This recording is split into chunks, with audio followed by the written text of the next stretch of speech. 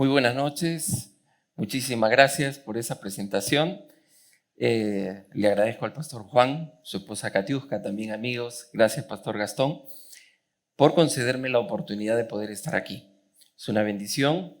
Tenemos una relación bastante especial con Monterrico porque ustedes saben que Monterrico es una iglesia que se funda a partir de un grupo que sale de aquí con el pastor Javier Cortázar. Seguramente conocen ustedes la historia. Y mi esposa estaba en la escuela dominical aquí en Miraflores hace muchos años atrás también. Así que los lazos son muy importantes. Y creo que es una bendición el poder compartir con ustedes. Gracias por permitírmelo.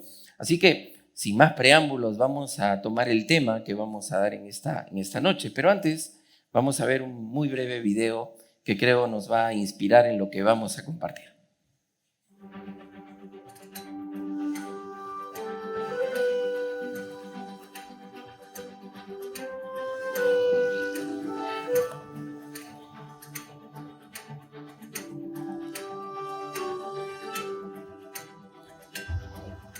Amor, ayer di un clic en un video sobre un tipo que hablaba de autoayuda y hoy estaba hablando acerca de posverdad y cosas tan aburridas. ¿Tú sabes algo al respecto? Podríamos decir que es la nueva verdad, ¿no? Se toma como correcto y cierto. Se usa mucho en política, en prensa. Amor, perdón. Amor, ¿qué es hora de mi novela? Es todo un video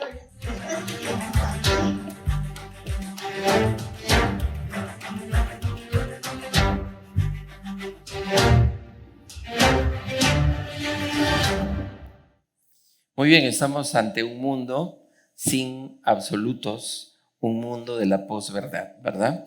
Así que quería inspirarnos con Mateo capítulo 22, versículo 16.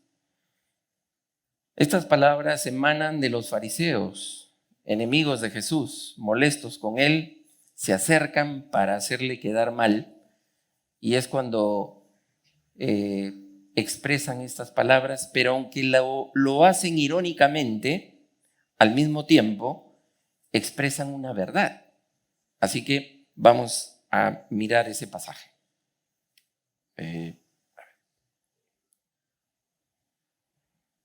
Ahora sí. Listo, ahí lo tenemos. Fíjense lo que le dicen a Jesús. Maestro, sabemos que eres amante de la verdad y que enseñas con verdad el camino de Dios. Palabras irónicas, estaban tratando de hacerle caer, pero miren cómo lo describen a Jesús. Y creo que este debe ser el testimonio que nos debe caracterizar a los cristianos. ¿Cómo se describe a Jesús? Como amante de ¿qué? Amante de la verdad.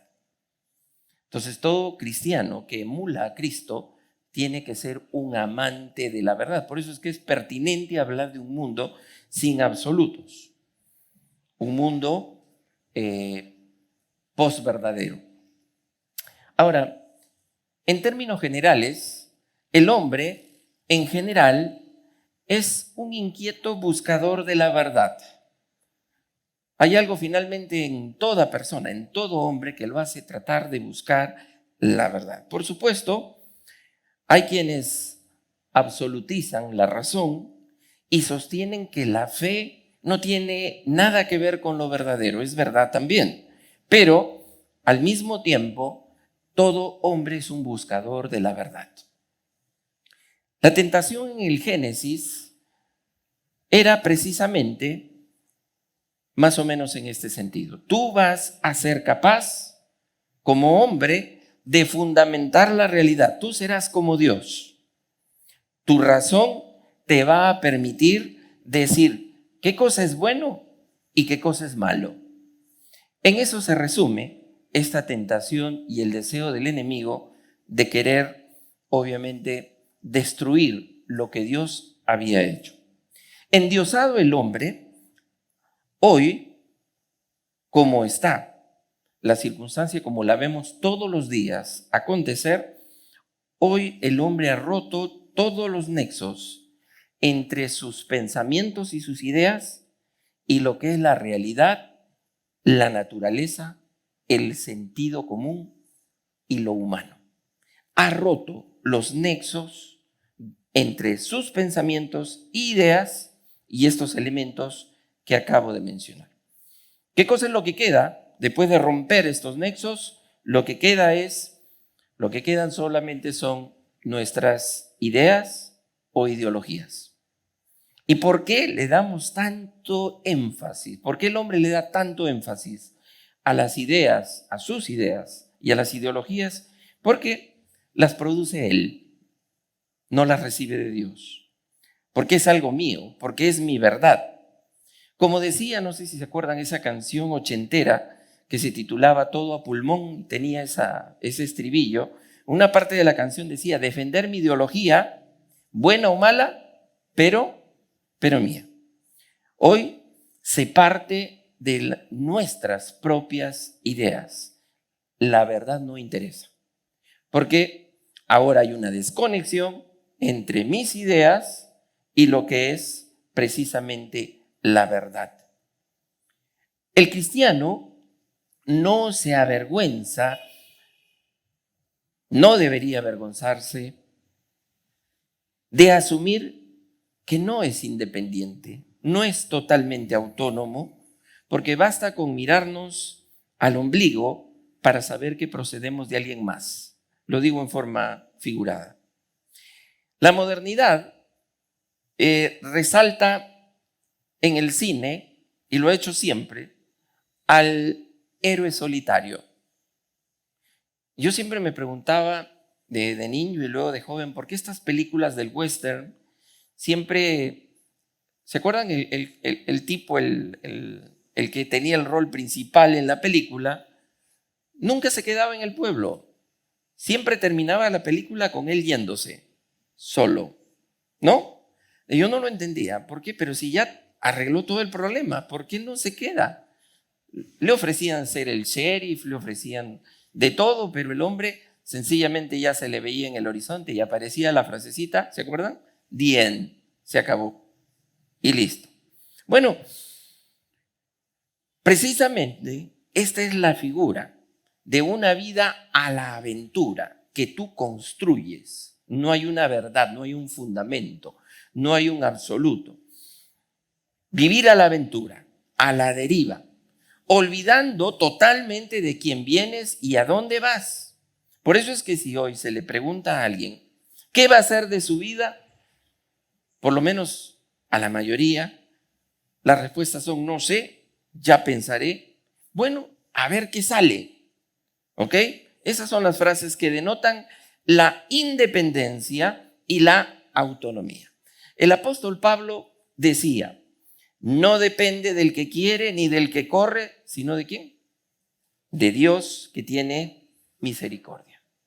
Por eso es que el hombre, en realidad, y el cristiano en forma específica, es alguien que ha recibido una misión. Por eso estamos aquí. Porque queremos cumplir nuestra misión como familia, como padres, como cristianos, ¿verdad? Porque estamos en el acerto de que tenemos una misión que cumplir.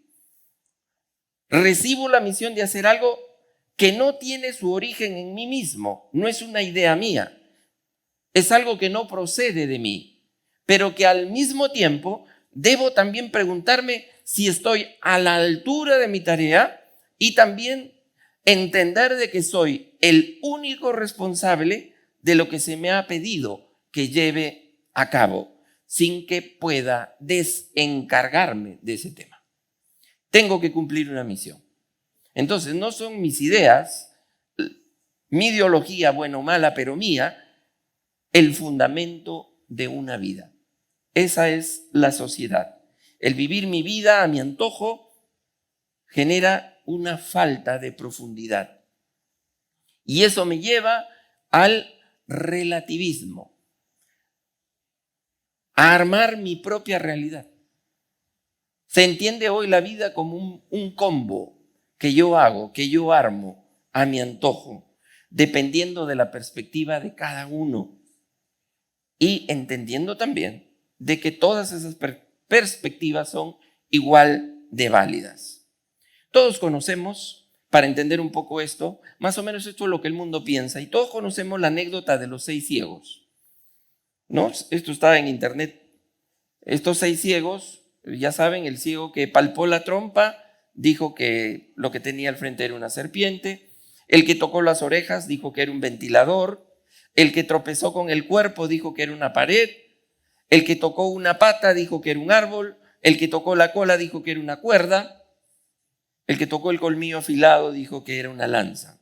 Entonces, para algunos es como si esto probara que cada pensamiento que tenemos nosotros es verdadero y que todo depende de la perspectiva con que lo veamos o la veamos. Entonces sostienen, y esa es la convicción, de que toda verdad es un asunto de perspectiva. Nada más. Entonces, de hecho, ya no se puede hablar de absolutos. No se puede hablar de fundamento absoluto para la vida. Porque toda verdad es asunto de perspectiva. Si fuese así, hay que preguntarle a quien piensa así. El decir toda verdad es un asunto de perspectiva es una declaración. ¿Es esta una declaración absoluta? ¿Es absoluto decir que todo es asunto de perspectiva? Si es así, no sé si la captaron, pero hay una negación dentro de la misma afirmación de este pensamiento moderno y posmoderno. Pero hay que reconocerle una ventaja al relativismo.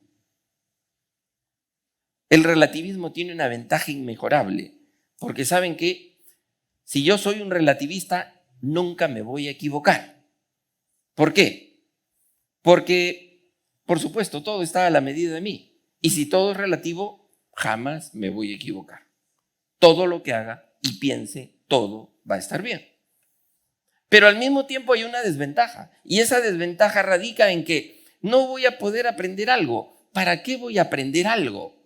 Si se supone que el aprendizaje tiene que ver con incorporar verdades, aprenderlas para aplicarlas. Pero ¿para qué aprendo cosas relativas?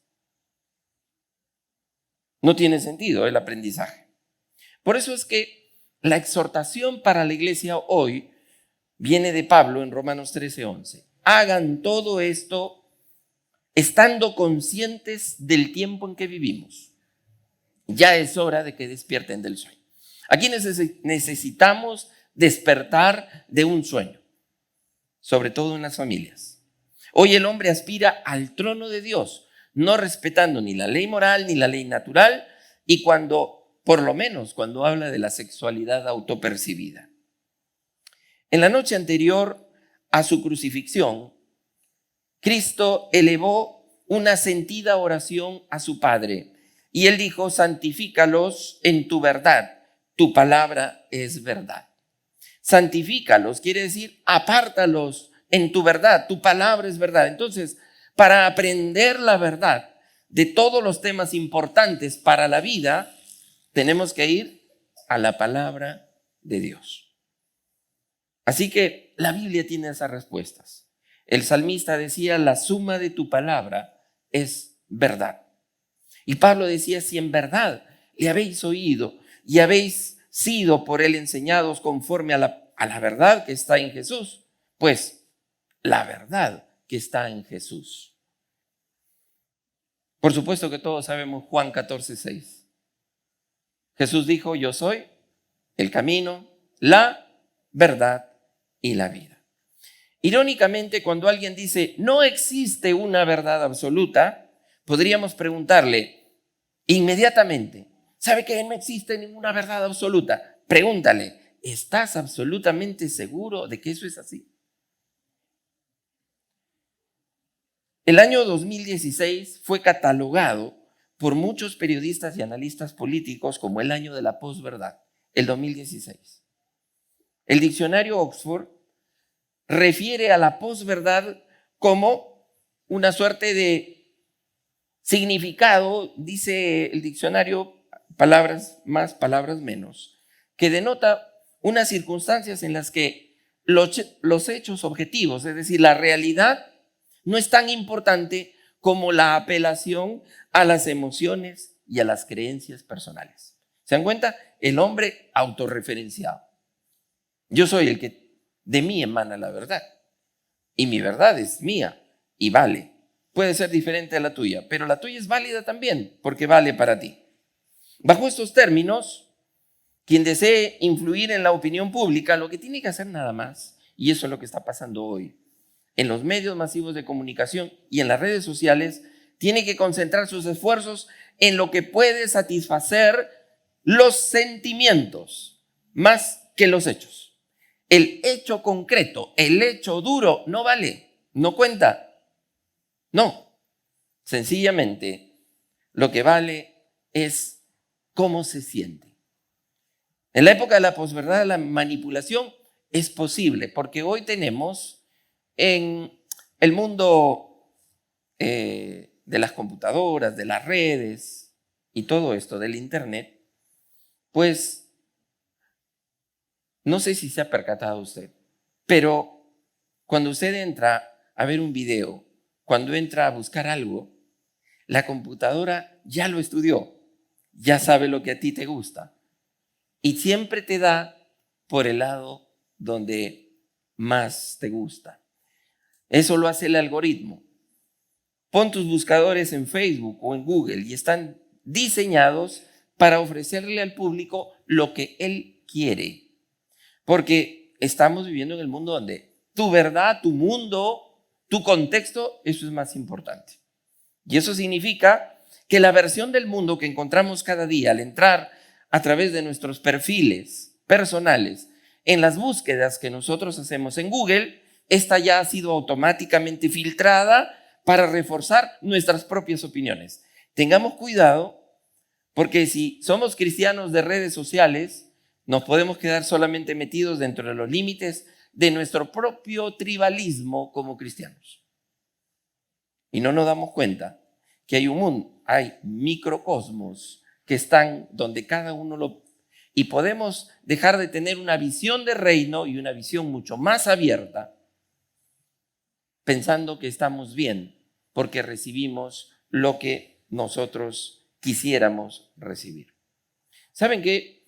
Un informe de Pew Research Center reveló hace unos meses que la mitad de los norteamericanos entre 18 y 30 años, y le pregunto si eso no pasa con los jóvenes en tu casa, consume las noticias ya no en el noticiero de la televisión, sino en las plataformas de internet. Y que esta tendencia es creciente. Así que creo que esto está pasando también con los jóvenes en nuestro contexto. ¿Y qué es lo que pasa cuando se recibe una cosa que está filtrada, guiada, perfilada, enmarcada, lo que le llaman el framing? Es decir, te ubican en una situación donde quieren que tú enfoques en algo. Es precisamente en esa circunstancia, en ese consumo de información que tú estás recibiendo y que tus hijos están recibiendo, porque es un congreso de familia, es que vienen las influencias. Y una vez más, tenemos que entender allí que estamos ante una ruptura. Con eso empezamos diciendo que hay una ruptura entre la palabra que se comunica y la referencia. Eso es la posverdad. Porque lo que se te comunica es lo que tú sientes y se trabaja con los sentimientos. Pues se dice que si con Descartes decía cogito ergo sum, es decir, pienso, luego existo, hoy estamos en la época en que siento, luego existo. Y existimos a través de los sentimientos. Y hay que ver las cosas con distanciamiento. Hay que tener cuidado. El creyente tiene que estar avisado y en alerta permanente. Hacerlo con lecturas paralelas. Ahora bien, el problema no son los fake news que aparecen y que están metiéndose al hogar, sino la capacidad expansiva tecnológica de las redes sociales, que ha permitido mostrar una miríada de grupos de carácter autorreferencial, Es decir, yo me comunico con los míos, yo me relaciono con los míos, la sociedad son los míos y nadie más. Y cada vez son con menos capacidades de interconexión. Podemos quedarnos en un iglú y tenemos que ser luz y sal. Las redes sociales y no digo que todo esté mal con las redes sociales, podemos tener acceso a ellas, pero han ocupado un espacio que las instituciones, las organizaciones de la sociedad civil dejaron en vacío. Y nuestra presencia en el espacio público se hace cada vez más leve, con menor peso, si es que solo nos quedamos en el ámbito de lo que nosotros queremos. Porque el algoritmo se dio cuenta que a mí me gustan solo cosas del mundo evangélico. Y eso no significa llevarte a mirar otras cosas, sino a cómo podemos llegar a aquellos que son los menos alcanzados en términos misioneros, pero en el mundo de las redes sociales. En las redes sociales, mientras se sienta que es verdad, está bien, eso es suficiente. En la medida en que se sienta que es real, entonces es cierto y lo promuevo. Incluso, miren ustedes, los libros que se están publicando hoy pasan por un corrector, por un lector, un filtro que se llama Sensitive Readers, es decir, lectores de sensibilidad para, de alguna forma, checar si es que algo que dice el libro daña a alguno de estos grupos. Es decir, siempre hay filtros, siempre hay filtros. Lo hacen para comprobar que tu contenido no vaya a resultar ofensivo para alguno de estos cientos de grupos de víctimas. Hablar de posverdad está de moda, pero estamos viendo que solamente esto tiene que ver con el tema de pensar solamente como tú quieres y nada más, y no dejarte ir hacia otro lugar. Y la influencia sigue. Y hay quienes el relativismo y la posverdad tiran, por supuesto, por la borda la fe. En este esfuerzo es que hay quienes optan por la opción del cientificismo. Porque como se despojaron de la verdad de Dios y de todo principio absoluto, y se desconectan con la verdad y el sentido común, con la ley natural y con la ley moral, desconexión total, entonces la opción de fachada, la primera, es el cientificismo. Es decir, la fe hay que descartarla porque no nos sirve para enseñar valores a la sociedad. La fe no la puedo llevar al laboratorio. Pero ahí está. Por favor, no confundir ciencia con cientificismo, porque la ciencia es una actividad noble, útil, implica un conocimiento sistemático, progresivo de la realidad en la que vivimos. Es una actividad necesaria. Pero el cientificismo es la ideología interesada e infundada que pretende que el único criterio de verdad lo da la ciencia. Eso es el cientificismo. Que el único criterio de verdad lo da la ciencia. Ese es el chip que colocan en tus hijos en todas las instituciones educativas hoy. La arrogancia de que toda verdad para hacerlo debe ser científica o si no, no vale. Una persona que está infectada de cientificismo no aceptará ningún enlace entre fe ética o fe y valores.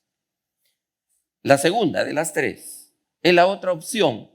Ponernos la fachada del laicismo. Ok, la fe se dice no puede existir en el espacio público porque la fe no rige para todos. La fe es solo para los que creen. Tú dices que crees en Jesús, bueno, ese es tu problema, tu pensamiento debe quedar solo para ti. Privatiza tu fe. La fe es un asunto particular. El laicismo es una forma de pensamiento según el cual la religión no tiene lugar en la esfera pública, porque la religión es un asunto completamente privado. Lo que tú quieras creer es solo para ti. Y ese es un mensaje que se da y se da y se da. Entonces el creyente está recibiendo eso, y empieza a creerlo y a asumirlo. Sí, mi fe es para mí, la dejo conmigo. La última fachada aquí, antes de pasar a otras cosas que les quería compartir, es la opción del individualismo. Es decir,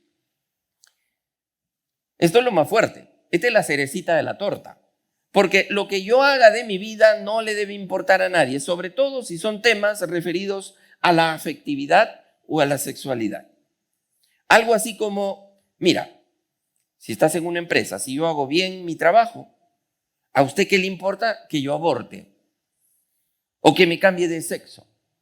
O si hago bien mi trabajo, ¿a usted qué le importa que yo me esté casando por cuarta vez?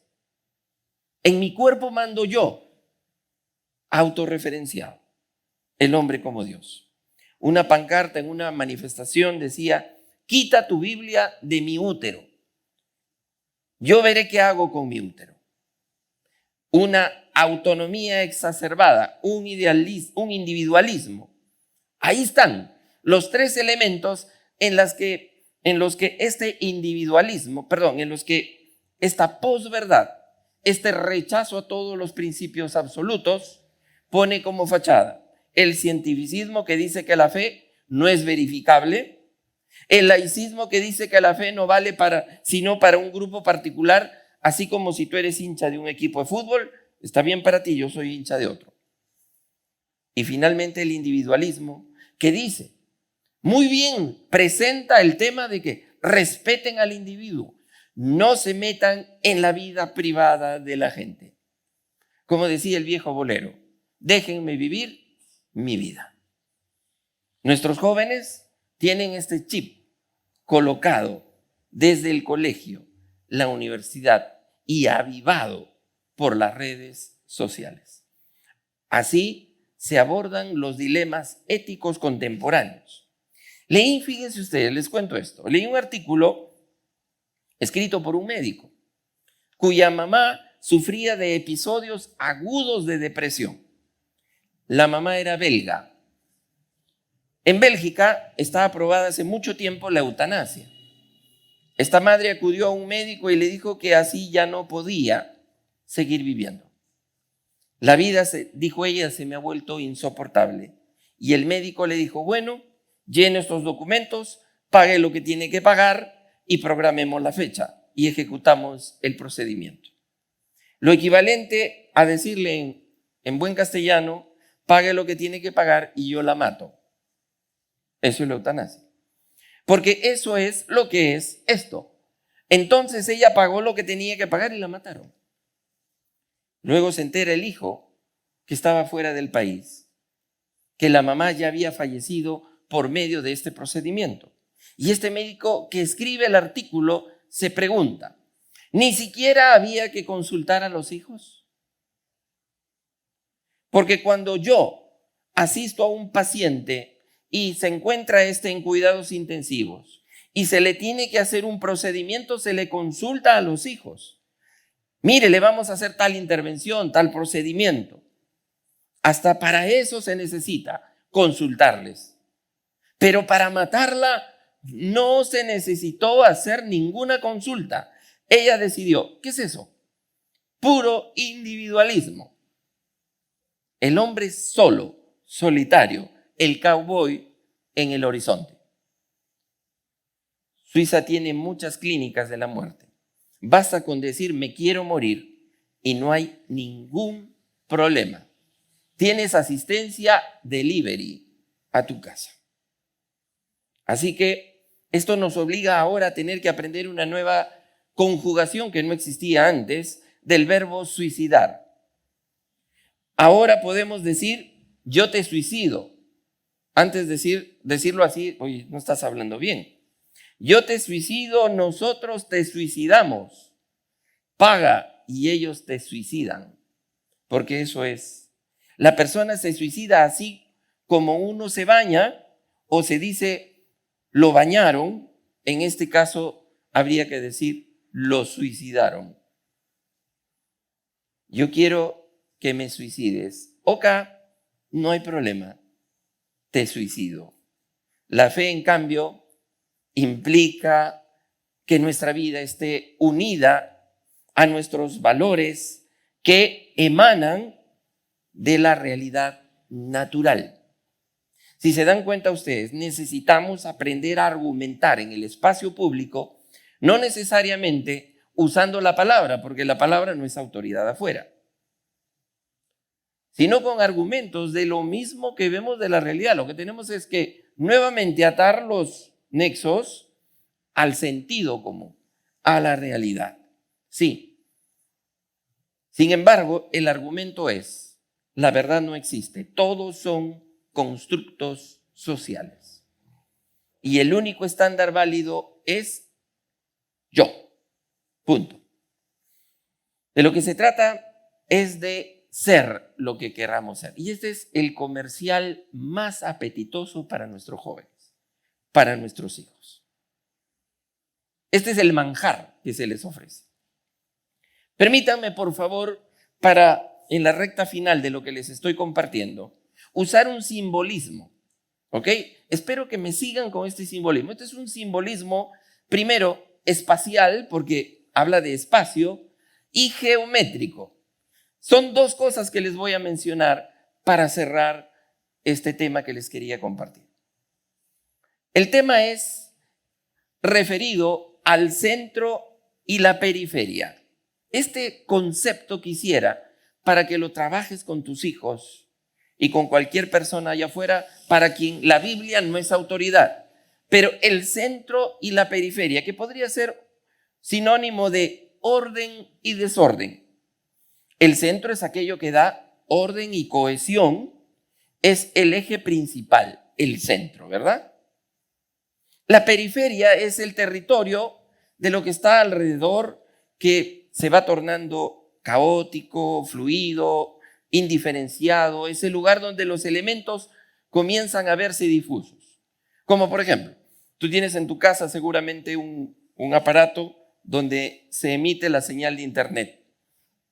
Mientras estás cerca, tienes buena señal, ¿verdad? Pero si te vas a la lavandería o al jardín, ya empiezas a perder la señal. Entonces, el centro es el punto. Muy bien, cuando estamos lejos del centro, las cosas ya no son claras. Todos los espacios que habitamos, sea una casa, una ciudad, poseen un punto central que poseen este punto y tenemos, por supuesto, los márgenes y los bordes exteriores. ¿Me sigue, verdad? Pensemos, por ejemplo, en tu casa. En una casa, en el hogar, allí cada miembro de la familia recibe un centro. Tú eres un centro, por ejemplo. ¿Cuál es tú puedes ser el centro como padre, o como esposo, como madre, como hijo, como abuelo, como tío. Funcionamos de acuerdo a esa interacción, porque tú sabes qué lugar ocupas. Yo en este momento sé que en este momento mi centro es ser el que les comparte esta conferencia. Y usted es el oyente, ¿verdad? Entonces yo no puedo venir y decir, miren, yo lo que he venido mejor, ¿saben qué? Se me ocurre mejor quedarme sentado. No, pero hemos quedado, me dice el pastor Juan, que tú des la conferencia. No, mira, la verdad es que quisiera yo escuchar más bien. No, pero tú eres el que ibas a dar la conferencia, no te puedes sentar. Entonces, yo debo saber que adopto esa circunstancia. Ahora regreso a mi casa, mi centro ya no es ser conferencista, porque resultaría muy extraño para mi esposa o para mi hijo que yo vaya con poses de conferencista en la cocina, por ejemplo. Ya ese ya no es mi centro, ¿verdad? Entonces, ¿qué sucede cuando salimos de la casa, cruzamos el umbral de la puerta y entramos a un mundo exterior?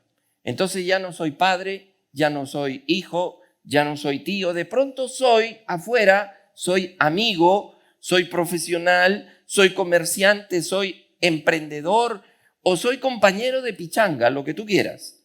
Pero cada situación de vida tiene un centro y sus propios márgenes. Y necesitamos adaptarnos siempre a un nuevo centro. Ahora llegas a tu casa y adoptas un nuevo centro. Si te subes a un bus, adoptas otro centro. Cuando estás con tus hijos, tu centro es ser padre y le hablas a tus hijos de una forma particular. Tu comportamiento allí es único para ese tipo de interacción. Pero yo, por ejemplo, todas las mañanas llevo a mi hijo al colegio y le doy un beso en su cabeza y le digo, Dios te bendiga, hijito, cuídate. Siempre lo abrazo y le doy un beso. Siempre lo hago así. Pero si tengo una reunión en mi empresa con un potencial cliente y cuando el cliente se va, lo abrazo y le doy un beso en la frente y le digo, que Dios te bendiga, hijito, y luego ese cliente sale disparado porque dice, este loco, me estoy metiendo con un tipo aquí medio zafado. Y no lo haría así. Mi paternidad, cuando estoy con el cliente, queda al margen y adquiero un nuevo centro como comerciante. Es decir, hay una forma adecuada de participar en la realidad siempre. Siempre hay un orden. Siempre hay un orden. Cuando ese orden se altera, estamos incorporando. Ahora, no es que yo dejo de ser padre si estoy con el cliente, pero mi paternidad se pone en el alrededor y adopto un centro distinto. El problema moderno es que ha corrompido la relación entre ese centro y la periferia y por eso ha roto con todo concepto de verdad y de principio absoluto. Y ha postulado, yo puedo ser lo que quiera ser cuando quiera. Y esta ruptura, ¿sí? Esta ruptura nos ha llevado a identificarnos con algo que siempre debería estar al margen. ¿A qué me refiero? Y aquí entro a la recta final de lo que les quería compartir. Y es esto, que lo que está alrededor son nuestros deseos y preferencias egoístas. Tener deseos es natural, pero no debe ser el centro de nuestra vida. Al revés, los deseos egoístas deben estar, esas preferencias deben subordinarse al centro, siempre deben estar al margen. Por ejemplo, te voy a poner un ejemplo práctico. Si vas a comprar a la tiendita, a la bodega de la esquina, en esa realidad, ¿qué eres tú? Eres el comprador o el cliente. Ese es tu centro. Y en ese momento, de pronto estás en la bodega y ves un producto y sientes un deseo de metértelo debajo de la casaca, llevártelo. Porque podrías hacerlo. El dueño de la bodega se metió hacia adentro y puedes llevártelo. Te entra el deseo. Entonces, ese producto que tú puedes pagar, pero quieres llevártelo, ¿qué sucede en ese momento? Se ha corrompido tu identidad. ¿Por qué? ¿Qué ha pasado? En ese momento dejaste de ser cliente. ¿Y en qué te convertiste? En un ladrón. No te convertiste en un vivo. Uy, qué listo que soy. Miren lo que me traje de la tienda de la bodega del chino en la esquina. Los deseos hoy se han vuelto el centro de la identidad. Sé lo que quieras ser, especialmente eso que sabes que nunca podrás ser. ¿Le suena algo del Génesis? Seréis como dioses. Estás perdiendo el tiempo, hermano. Mira, evita. Ten cuidado. Y quiero usar una figura que nos resulta extraña para los evangélicos, pero ustedes han visto que las grandes catedrales europeas tienen estos elementos. ¿Han visto esto alguna vez o no? Se llaman las gárgolas. ¿Conocen las gárgolas? ¿Dónde están las gárgolas en la catedral? El cristianismo en esa época, incluso pre-reforma, no existía la reforma.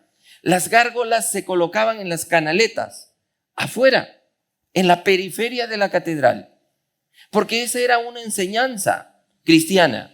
Se estaba diciendo, ¿sabes qué? Ese no es el centro de la vida de un cristiano, pero sí está en tu periferia. No es tu centro es el altar, donde se te comparte la palabra. Las gárgolas están afuera. Sin embargo, ¿qué ha hecho el hombre hoy? Ha quitado lo que debe adorar y ¿qué cosa ha hecho? Ha bajado las gárgolas y las ha puesto en el centro. Chao. principios absolutos. Ha corrompido esta relación centro-periferia. Pero es verdad, las gárgolas están ahí. Dime que no has pensado algo feo hoy. Dime que no se te pasó un pensamiento que le vas a tener que pedir perdón al Señor en esta noche.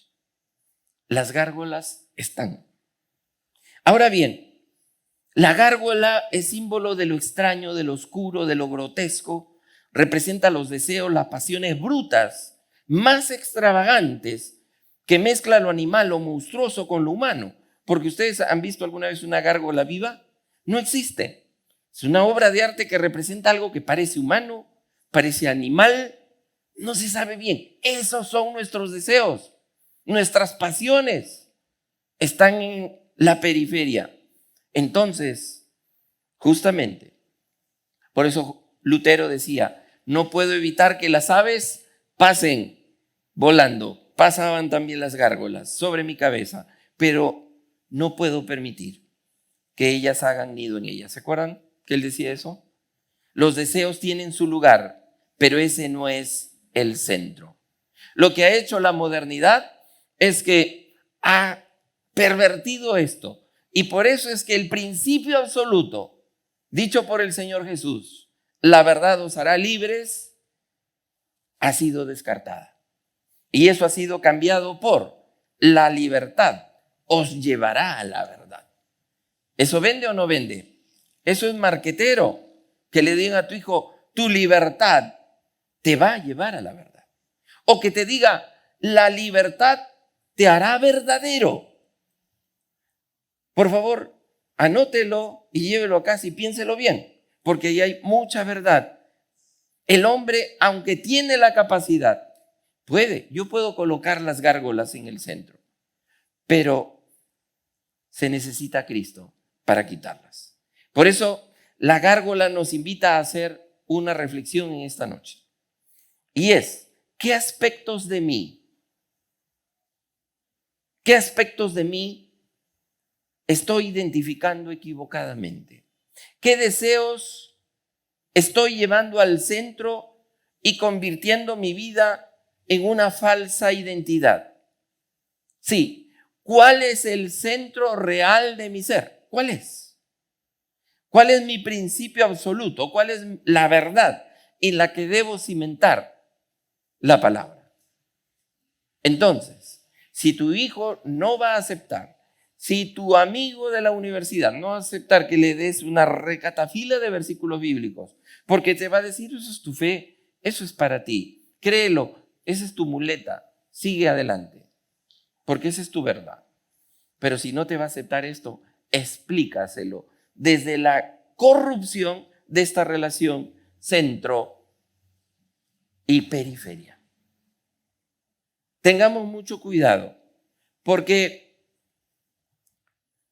finalmente decirle a la juventud hoy que ya son eso que nunca podrán ser, tiene el poder seductor de la rebeldía frente a lo convencional. Anoche veía en Canal N, le pasaban a un político chileno que había llegado a una entrevista. Le decían, ¿y usted qué opina de esto? Y pusieron a un hombre como de unos 40 años, que se autopercibía como una niña de 4 años. Y este político, mire, le dice, ¿usted opina que esto es progreso?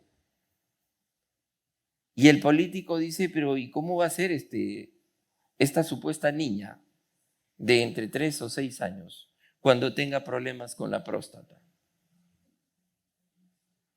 ¿Se irá a atender a un pediatra? ¿O tendrá que irse a un urólogo de hombres?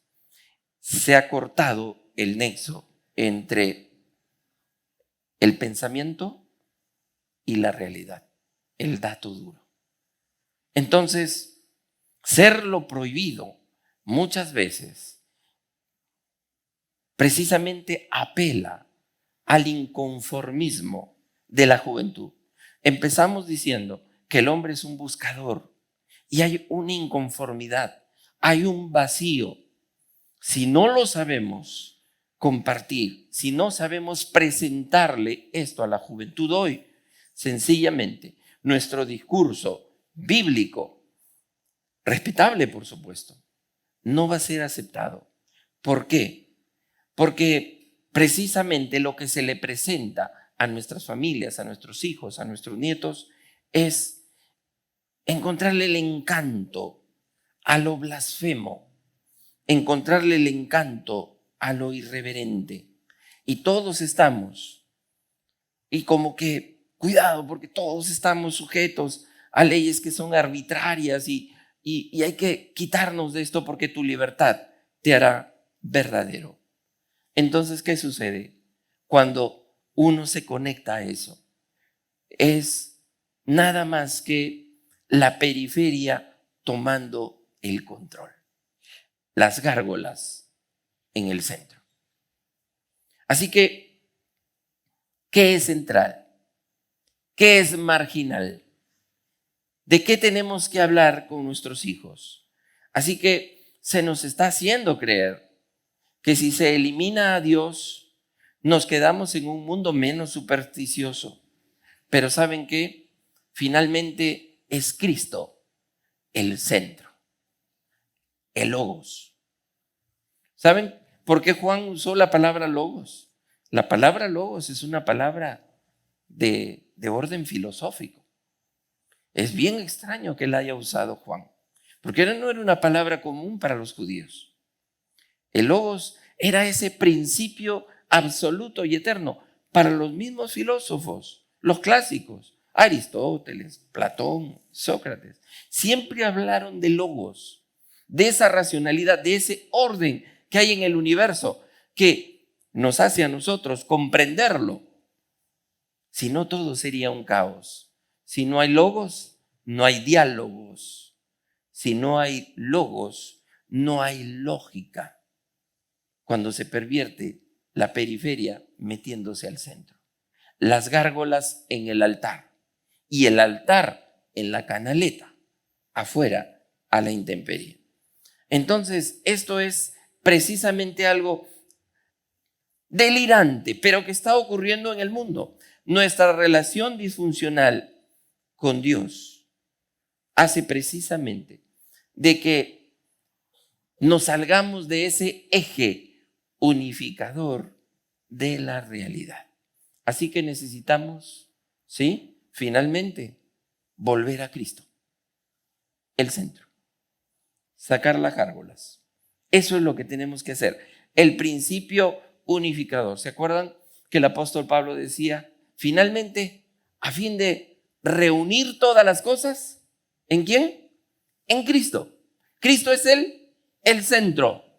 No eres tú, no soy yo, no es mi yo, no son mis ideas, sino es Cristo. Pero eso lo tendrán que entender en casa testimonialmente. ¿De acuerdo? Vamos a inclinar nuestros rostros para orar. Señor, te damos las gracias porque aquí, Señor, hay mucho que hacer. Y tú nos has encomendado una tarea, nos has dado una misión. Y queremos, Señor, que tú nos ayudes, nos asistas para poder bendecir a este mundo cambiante, este mundo relativista, cientificista, laicista, individualista. Señor, te rogamos en el nombre de Jesús que tú, oh Dios, nos concedas mostrar el verdadero centro unificador, que eres tú, pero que nuestros hijos, nuestros amigos, compañeros de trabajo, de estudios, la sociedad en general, entienda que si esta lógica sigue corrompiéndose, sigue pervirtiéndose, esta relación entre centro y periferia, nos vamos a ir por la borda. Señor, pedimos tu auxilio para este mundo a la deriva. Aquí estamos, Señor. Úsanos, por favor, para bendición. Oramos así en el nombre de Jesús. Amén. Dios le bendiga.